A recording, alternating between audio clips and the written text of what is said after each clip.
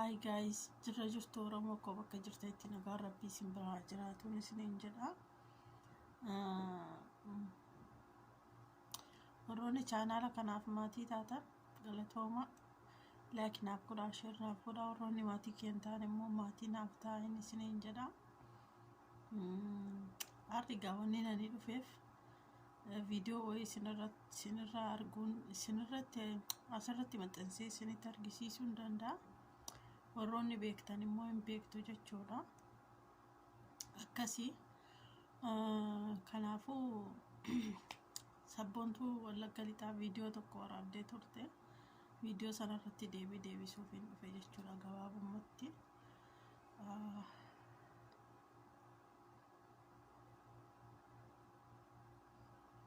Akkasii yeroo isin qabu xiqqoo naaf hin mijatu akka gaariitti jechuudha.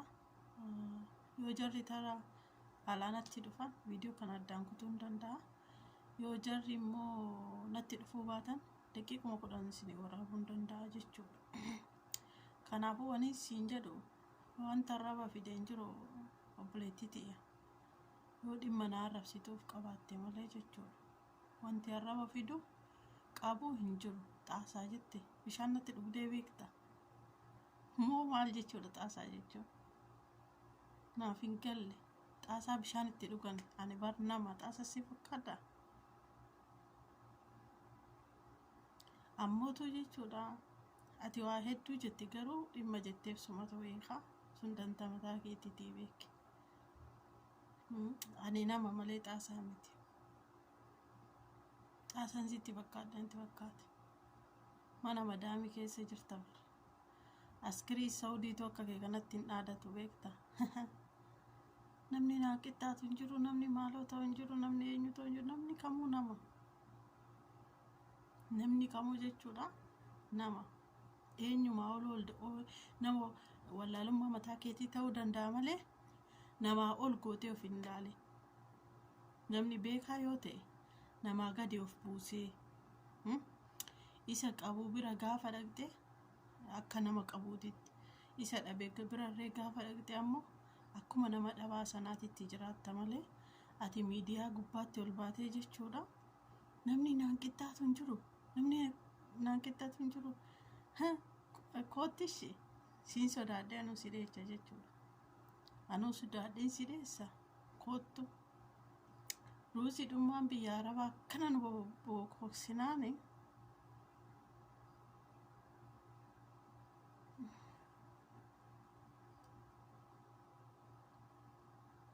Ati barmaa akkana godhattana.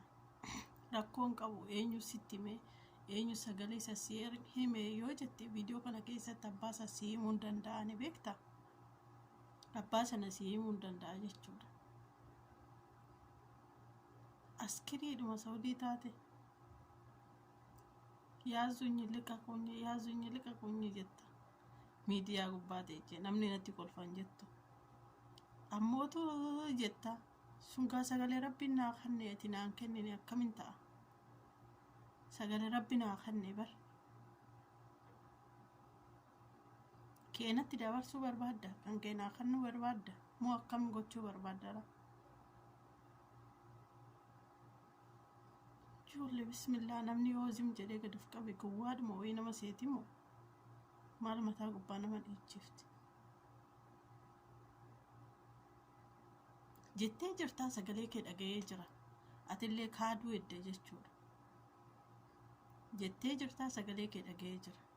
Nama sagalee keessa nanaa erge immoo viidiyoo kana keessatti sitti hima jechuudha.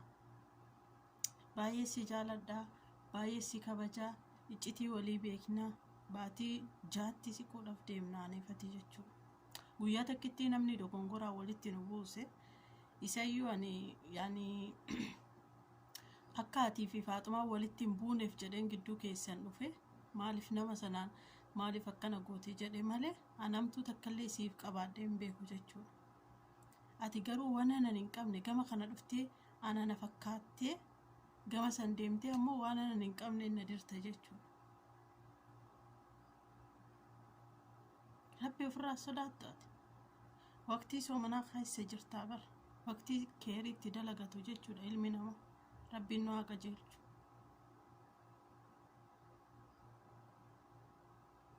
Akkas dabaaqulatti of baaftee bakka santeechi dhiichisuun ishii kan balaa.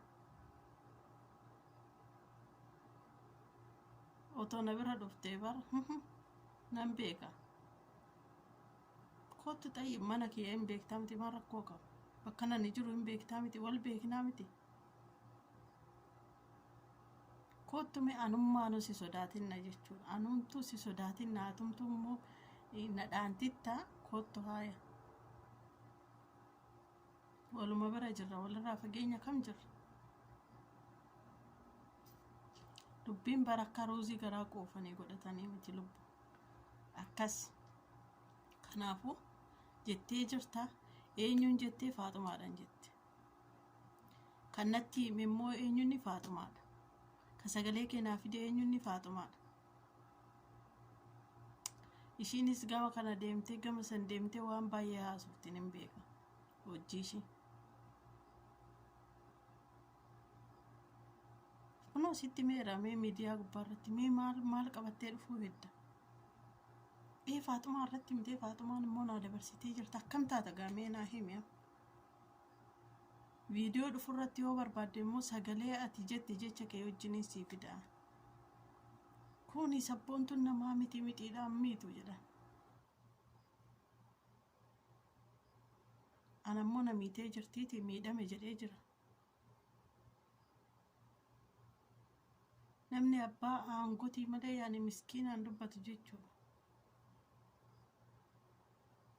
Ani sodoon aangoo sabboontuun qabaattee kana qabaadhee jechuudha anaaf dubbattan.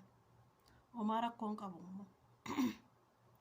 Warri maaliif miidiyaa gubbaarra ol baaftanii Medirii US jettanii warri boochanii maal jettan jechuudha. Keechattuu Rahuumaa Amziyaa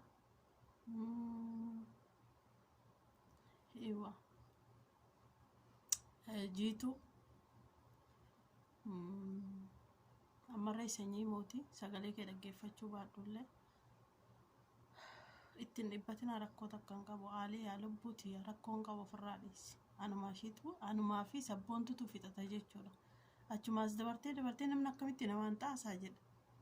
Bishaan natti dhugdee beektamoo? Moo natti waraabbattee beekta kan xaasaa naan jettu? Si arrabsee jira? Maaliif akkana naan jette siin jedhee jira? Sababa naan jetteef naa himi malee jechuudha. Ija diimechitee falmachuu heddaa bara. Odoo sagaleen na bira jiru jechuudha. Ani hin jenne jettee kaaduudhaaf. Xiqqeeshuma ishii sirraa harka sirraa hin jedhu.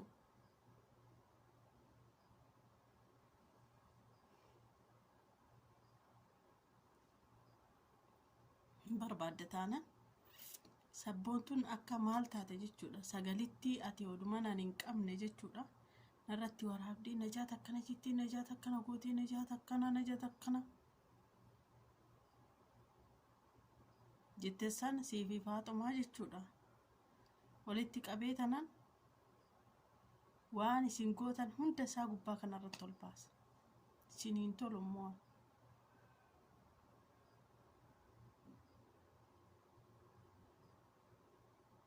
saalfatan immoo xiqqoma ishee. Ka ija diimechitee loltuun nama dhibaa bara.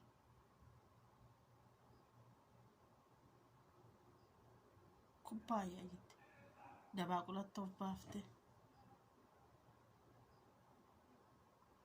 Kootu sabboontu atummaan kootu. Atummaan onnee qabaadhutuma kootu nadhaanette jechuudha.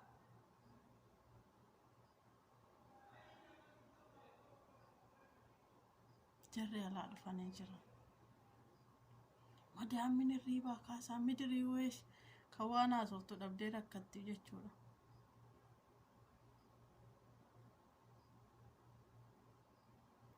Silaatii beektee koomantii ijoollee dubbistee koomantii tokko hin beektaa akka abeelooffaa sammuutti nama qabata. Badii keetiif dhiifama jette silaa. Ati narraan dhustu taanaan ati narraan dhiistu taanaan as sagalee kee gubbaa kanarratti ol baasa. Dhugaa na laaltaa miti. dhiifama Oromoo koo qalbiin ittiin cabinaadha. Dhiifama naaf godhaadha. Akkasii nama jaalatanii wal loluungaa jibbaa miti garuu xiqqoo takka na aarsite jechuudha. Viidiyoo dura dursee ol baasuun koo yoo dogongora ta'ellee hedduu na aarsite yeroo sanaaf aareetan ture jechuudha. Amma immoo adabadhu yoo jeen kaa adabachuu diddee qabaa ganna dhiisaa jette.